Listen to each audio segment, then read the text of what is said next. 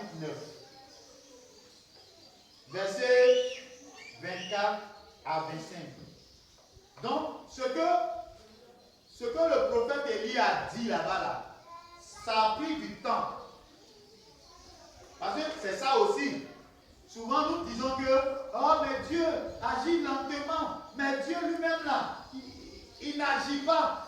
Voici les méchants qui sont en train de dominer. Voici les méchants qui font le mal.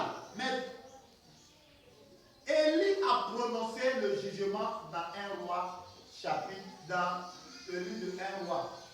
Hein? Vous voyez, non? Il a prononcé le jugement dans le livre de 1 roi chapitre 21. Mais l'accomplissement, c'est fait quoi? C'est réalisé dans 2 rois chapitre 9 et chapitre 10. On se comprend? Il faut lire. Verset 24. 2 rois 9, 24. 2 rois chapitre 9, verset 24. Mais Jéhu saisit son arc. Jéhu saisit son arc. Et il frappa Joram. Pas attendre d'abord. Il faut venir lire le verset 1 d'abord. Donc, écoutez bien. Donc, Élie a prononcé la sentence. Élie maintenant, avant de partir au ciel, avant de monter au ciel, va consacrer son fils Élisée comme prophète à sa place. Est-ce que tu comprends? Maintenant, c'est Élisée maintenant qui va envoyer l'un de ses fils spirituels, un prophète aussi, pour dire, parlez dans tel point, parlez moins Jéhu, pour qu'il fasse ceci, pour qu'il fasse ceci, pour qu'il fasse ceci. Donc, Élisée, le prophète, appela l'une des filles. L'un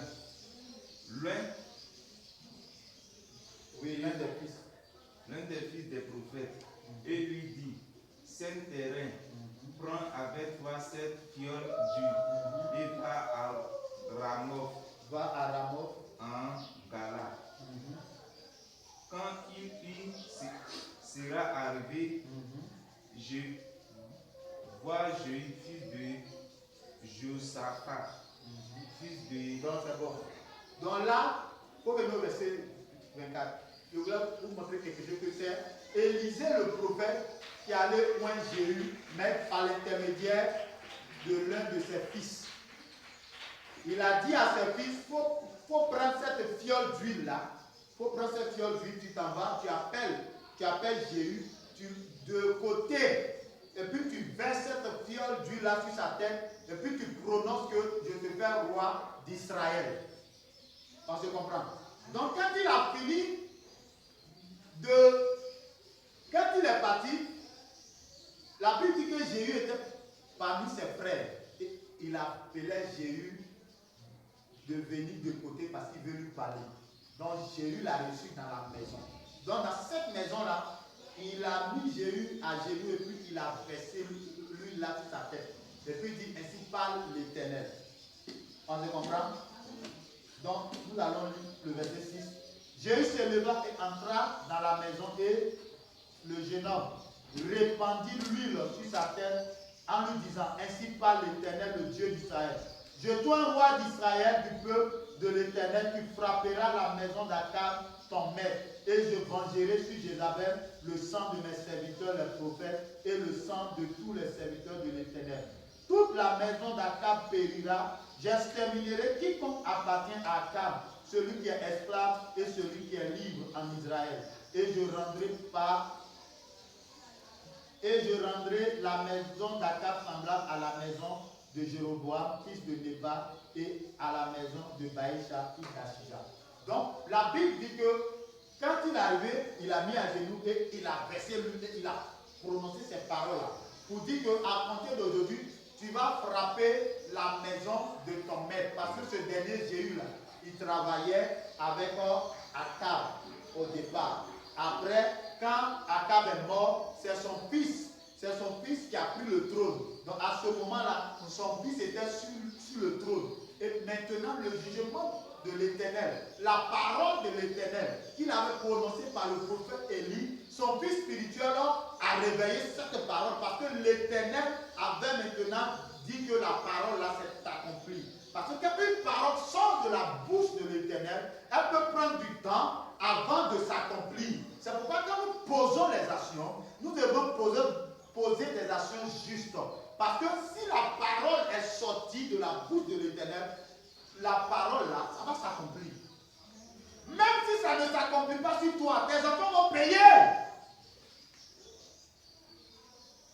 Parce que ça ne s'est pas accompli au jour de qui? Au jour d'Akab. Parce que quand Élie a libéré la parole, la Bible dit que Akab a porté un sac. Il s'est mis en gêne. Il a gêné. Il s'est repenti. Et quand il s'est repenti, Dieu a dit à Élie, vas-y Akab. Comme il s'est repenti, le mal que je veux faire venir sur sa maison, ça ne va pas venir à son vivant, mais ça va venir au règne de ses enfants. Est-ce que c'est ses enfants qui ont péché? Hein? Ce ne sont pas ses enfants qui ont péché, mais quels sont ceux qui ont payé le prix? Ce sont ses enfants. Donc, quand une personne pose une action, tu dois bien réfléchir avant de poser les actions. Parce que les actions que tu dois poser là, soit ça va t'emporter toi-même et puis toute ta famille. Ou bien soit si ça ne t'apporte pas parce que tu t'es repenti, mais ta famille va payer cher. Alléluia. Alléluia. Amen. Alléluia. Amen. Donc le verset 24 dit, mais Jéhu saisit son arc et il frappa Joram entre les épaules. La flèche sortit par le cœur et Joram s'affaissa dans son champ. Donc le roi qui était là s'appelait Joram, c'est le fils d'Akab et de Jézabel. Est-ce que tu comprends? Et quand il va finir de frapper Joram, il va le frapper Jézabel elle-même. Jézabel la séductrice. Jézabel, celle qui boit le sang des prophètes. Jézabel, celle qui frappe ceux qui marchent dans la justice. Mais la Bible dit que Dieu a oint Jéhu. C'est pourquoi ce matin que l'onction de Jéhu vienne sur vous au nom de Jésus-Christ. Que l'onction de Jéhu vienne sur vous au nom de Jésus-Christ. Que l'onction de Jéhu vienne sur vous au nom de Jésus-Christ. Afin de frapper Jézabel.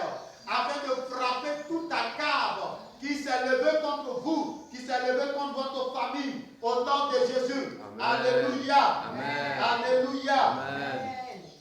Le verset 30 dit, bon, le verset 25 d'abord. La Bible dit, Jéhu dit à son officier, Bidkar, prends-le et jette-le dans le champ de Naboth de Jezreel. Car souviens-toi, lorsque moi et toi, nous étions ensemble à cheval derrière Akab, son père.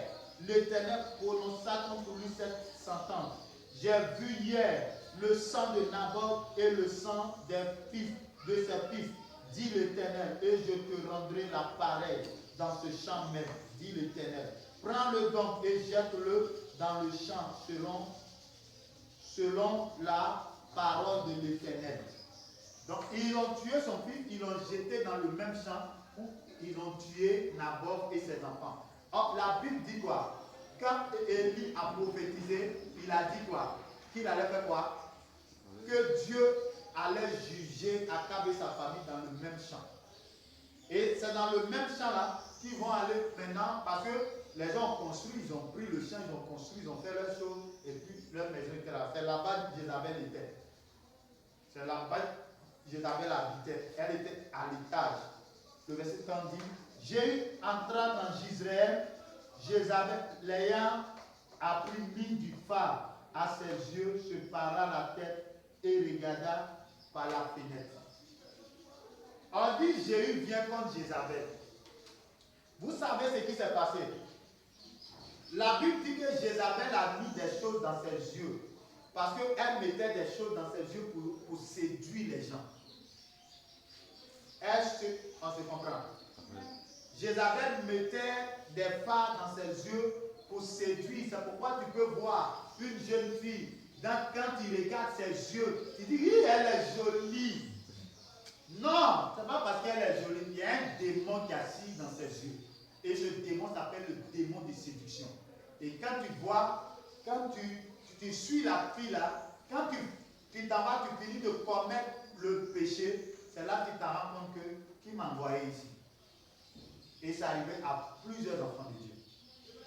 Donc, Jéhu a vu qu'il a su. Il dit, ah, parce que Jézabel, qu'elle a mis ça, c'était dans le but de faire quoi? De séduire Jéhu pour que Jéhu tombe avec elle. Donc, qu'est-ce que Jéhu va faire? Il y avait les eunuques, ceux qui ont été castrés.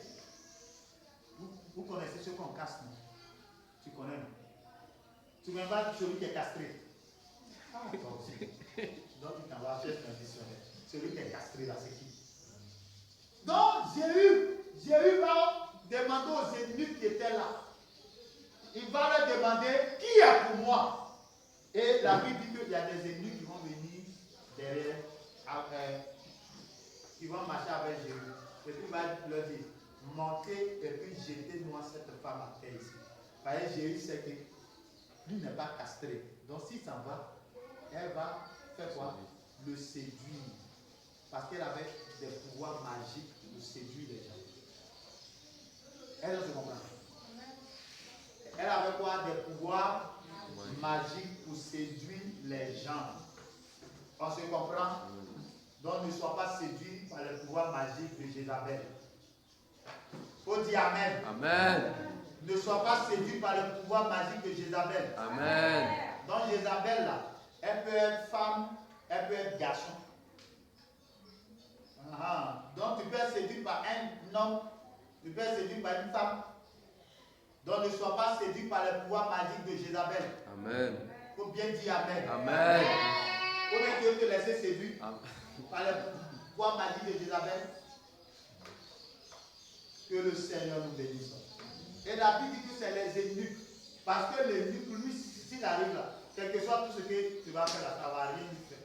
C'est eux qui ont pris Jézabel sous l'ordre de Jéhu et puis qui l'ont jeté à terre.